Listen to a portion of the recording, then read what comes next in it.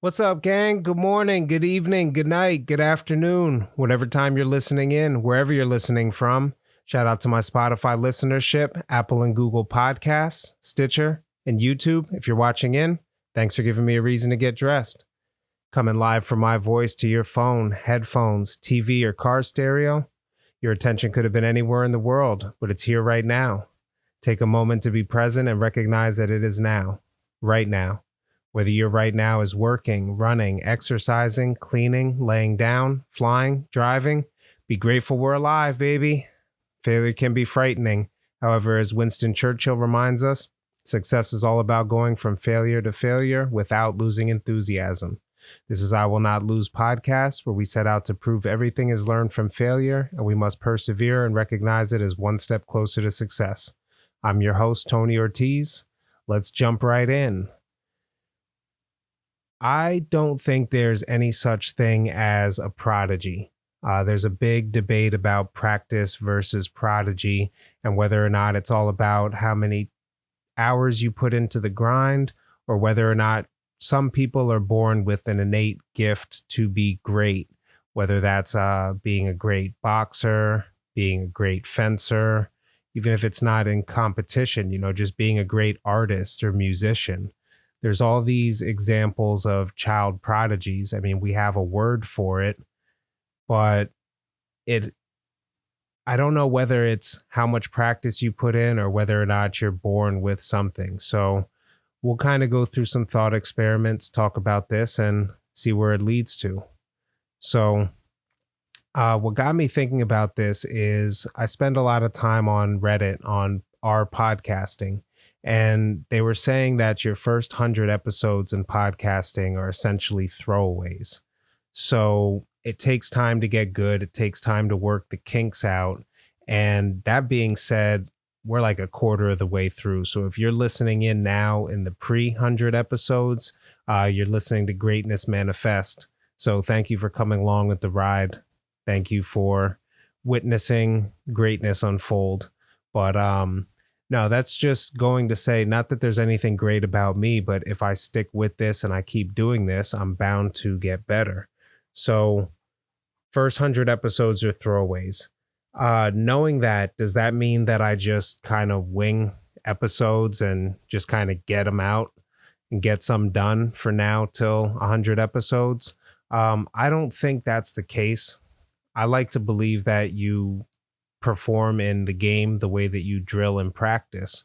So pretend like it's game time. Pretend like that whistle's blowing every time you're going to do it. So even though I'm I believe this is episode 23 or 24, we have a few guest episodes coming in there. So I'm not sure which one this is off the top of my head. I believe this will be episode 23, but we're not even a quarter of the way there.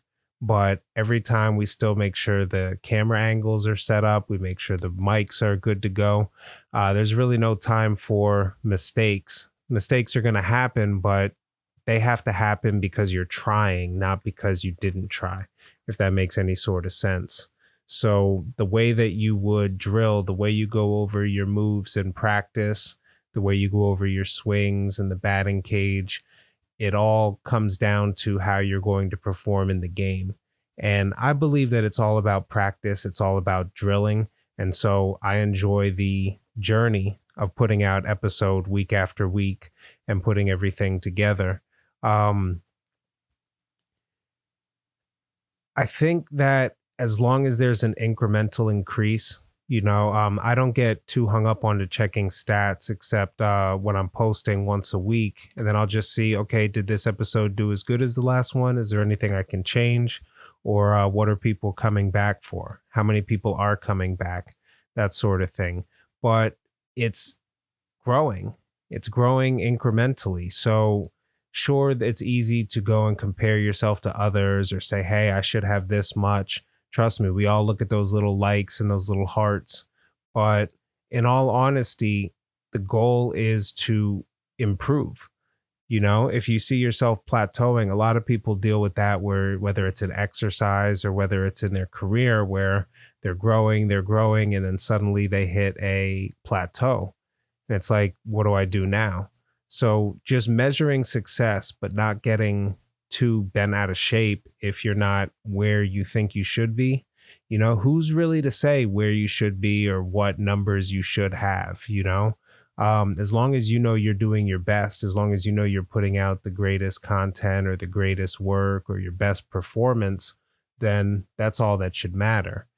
And so if you think that there are people scattered among us who have just been born with the innate gift of, let's say, podcasting, for example, that these guys are just good,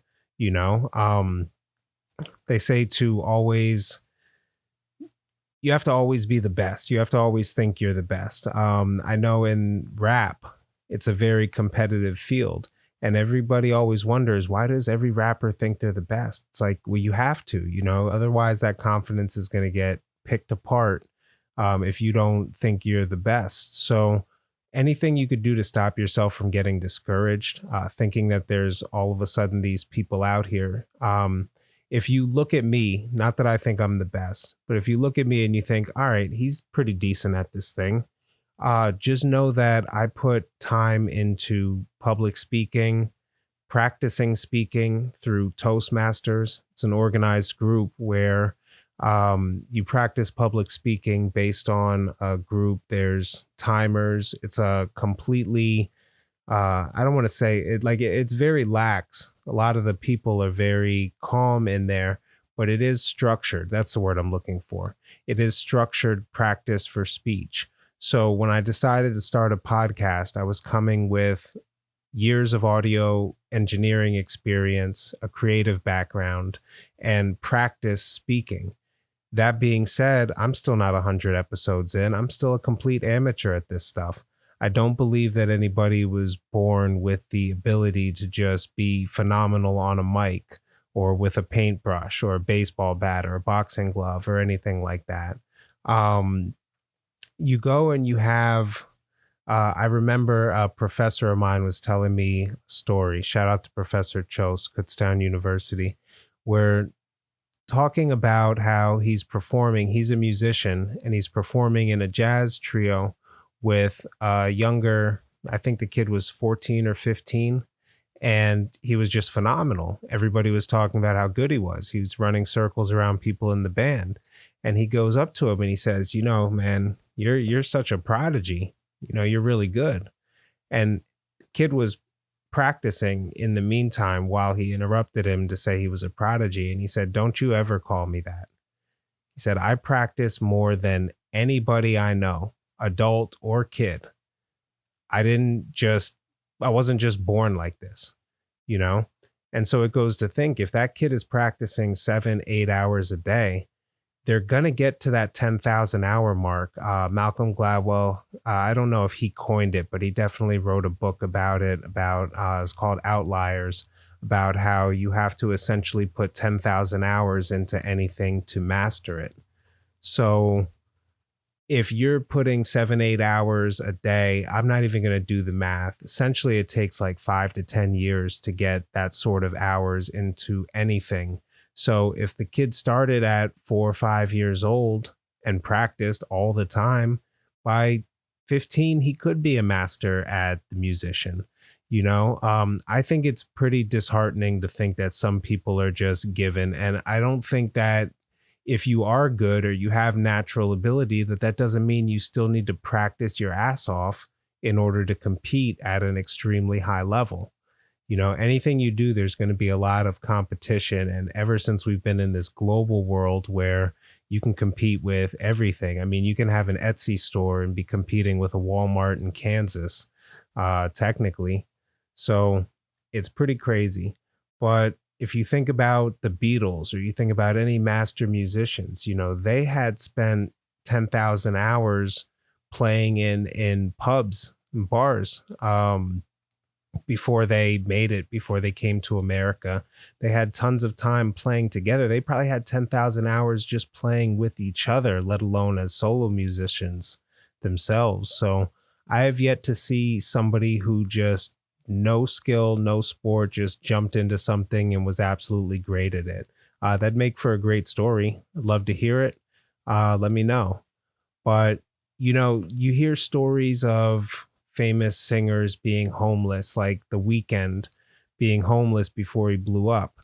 And I like stories like this because it shows, you're never really out of the fight. You're never really, you never really have to hit the reset button. It's not losing, you're not losing so bad that you have to surrender. There are people who make it out of rock bottom, but that doesn't mean that every homeless person is going to be a pop star. There's drive that sets you apart, there's practice that sets you apart, and people don't like to talk about it, but there's a lot of luck. There are two people who have been practicing the equal amount, and one of them meets somebody who brings them on to an opportunity and the other one doesn't. Maybe you had a financial opportunity or you had something, but luck does come across the way.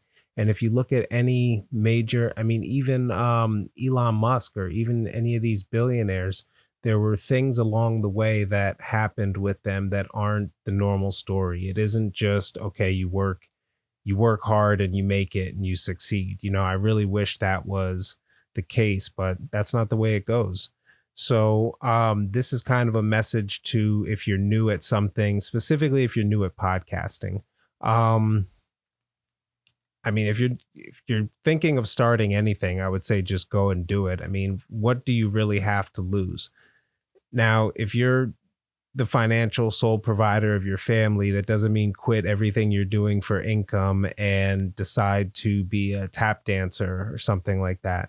But set yourself up, man. My first podcast episode was The Goal is to Fail. And I knew everything wasn't going to be perfect. And we are still doing it. And so I've had a few people reach out to me and say, hey, I was thinking of starting a podcast. I say, do it. I've actually helped a few people. They say, hey, can you help me set up the equipment, help me purchase? In a previous position, I was in charge of purchasing audio video equipment. So I'm able to spend it like I would spend my own money. I usually buy gear used, but I know what good equipment is. I know what you pay for. I know when you're just paying for the brand. And so I was able to help some people get started. And fast forward, let's just do a quick thought experiment. What if I didn't start this podcast? There are people who have heard an episode that touched them in some way, that they reached out, let me know, pass that forward to somebody else, shared an episode, said, hey, this was something that I think this person could really get a hold of. You told this really well, so get a hold of it. So there's all those people of that message. I'm not thinking about the 10,000 people that I haven't reached yet. I'm thinking about the people who have connected, the people who tell me that means the world to them. They're looking forward to Mondays when I'm dropping a new episode, and they make sure during the week they're going to get to my episode along with their other content. So, wow, man, that means the world to me. That's awesome. So if you're thinking of getting into podcasting, now's the time. There's people who have to hear what you have to say and what you have to put out there. And in 2023, it's so easy to be able to put stuff out there to the world. So if you think that somebody else is better than you, maybe they just put more of the time in. What they don't tell you is that person had a ton of fun along the time. If you don't love what you're doing, you're not going to grind to the point where you hit those 10,000 hours. You're going to give up way beforehand. So people who say, I want to get into podcasting because there's a ton of money in it or because they see fame or notoriety, you're looking at the top 1% of podcasts. I look into the statistics. I know what money is available and what was there. And so that was never the reason why I got into podcasting. And I'll be doing it for a lot longer because of that. If you're worried about just you being the only person and trying to get someone, I wouldn't say, and one thing I didn't want to do was get into it with a co-host. And that's no dig to anybody that has co-hosts. There's people putting out great content with co-hosts. But I know that I wanted to be able to match my own work ethic, and I wanted to be able to rely on myself. At the end of the day, if an episode doesn't drop, it's my fault. So if you're thinking about relying on somebody or needing somebody else in order to put it out, I've read a ton of stories about people who got into it, even did it for a year. And then something happened with one of the co hosts and they weren't able to continue to do it on their own. So if you're worried about too much work to do it on your own, there's AI tools. Nowadays, there's AI that can help you leverage everything. ChatGPT, I put out an episode about it and I talked about how the gravy train was going to end. And like 3 weeks later, it was a paid service. You can still access ChatGPT, but they have a paid tier to it if you want to really get the good stuff and the new algorithms that they're putting out. But you can use it for headlines. You can use it for episode ideas. They have AI that you can literally, I tried it out this weekend. You can upload a video and it will cut. It uses ChatGPT to transcribe your episode and takes the best highlights out and makes little viral cuts. If you're watching the cut of Lawrence the Barber's episode, that was completely generated by AI, the captions, everything. So I'm completely blown away by that. I'm excited to live in a world inspired. I don't want to say inspired by AI, but influenced by AI. See, people don't realize how much AI is already influencing. ChatGPT was one of the big things that made it, that said, hey, here's a real world application of what tons of data sets and a language model can do in terms of speaking to a human. But AI has been involved in all sorts of things. When you call your Uber, it was actually interesting. Happy April Fools. Last Saturday, I woke up and I'm listening to Spotify's AI DJ. They have a little DJ that talks to you and suggests different songs based on your listening preferences. Super cool. I'm listening to it and it says, so here's some hits that were charting 1100 years ago. And it's playing some like Gregorian chant, like an Ave Maria. And I'm in the shower. I'm like, what's going on? And then it finishes and it's like, up, April Fools, I got you. Thought, oh man, that's freaking nuts. So my AI is talking to me, suggesting my types of music. I can understand how this scares people. I can understand how this would be completely scary and people would say, I wouldn't let an AI do that.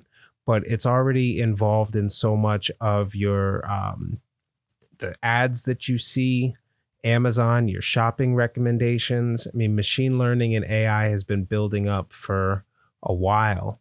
So I'm excited to see where it goes. But give me a second. So the fact that AI is already ruling our life, I realize that technology adapts a lot faster than people adapt to it. Rest in peace to Gordon E. Moore. He was the founder of, or one of the co-founders at Intel. He actually was the definer of Moore's Law, which essentially says that it was the principle that the speed and the capability of computers can be expected to double every 2 years as a result of the increased number of transistors a microchip can contain. So if you're in tech, you're familiar with Moore's Law.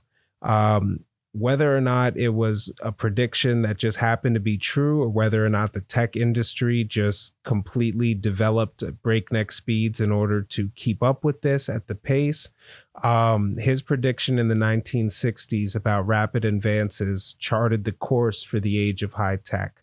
So we are either, I think Moore's Law went up to, and I'm going to shoot myself in the foot if I try to get into this, but we're reaching the end of Moore's Law based on physics. So it was only supposed to go for so long.